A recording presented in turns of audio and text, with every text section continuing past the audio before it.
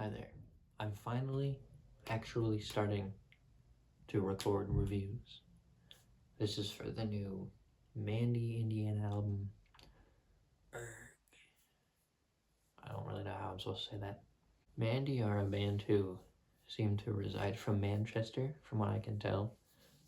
They have English instrumentalists and then a French vocalist. They've been around since around 2021, from what I can tell, but this is the first time that I've ever seen anything they've done. I'm just gonna say it right off the bat. I did not enjoy it really at all. I'm not a fan. A lot of the descriptions that I heard for it were that it was kind of like a French death grips, which really got me interested because I do really enjoy death grips. I have the Money Store in there, but when I actually listened to it, it was very disappointing. The very first track, Sevastopol, started off with a beat that really reminded me of like Double Helix or maybe System Blower off of the Money Store.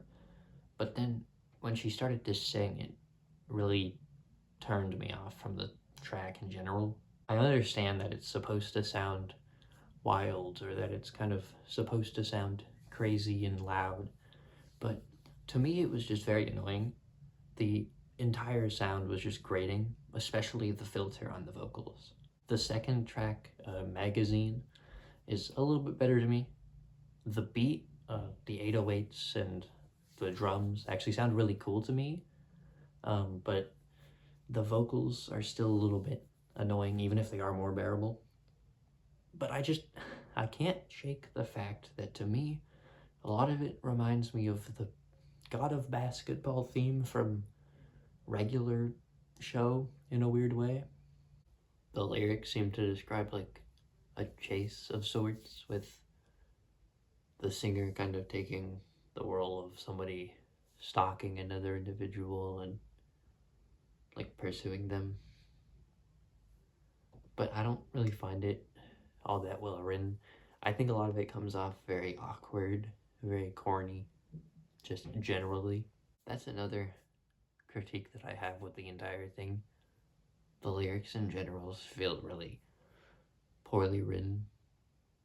The example being the second last track, Cursive, which just has a really goofy beat, but the lyrics are also, a lot of it's nonsense, but there's also a lot of just stuff that comes off really weirdly. I don't really get what she's trying to say in any way. The same goes for like the final track as well. Listen, I think what Valentine is trying to say is pretty important. Just overall, I understand the point of that track in particular. I'll ask her. But, I feel like a lot of it, like, it's not very well written the way that she's trying to say it. She's a little bit annoying with it, I guess. Kind of not too blunt, because I do think being blunt is important with this kind of topic. She just writes this in a way that I find kind of eye-rolling. If I had to leverage some sort of appraisal across the entire thing, it would be, I really do think Billy Wood's verse on Sicko is actually pretty good. It fits a lot of the vibes of the instrumentals very well. I also think Dodecahedron is a very good track overall. That's probably my favorite here. It just has a really nice spacey atmosphere to it, and it doesn't feel too noisy. It doesn't feel like too shallow. But yeah, overall, I don't think it's terrible, but I certainly didn't really enjoy it very much.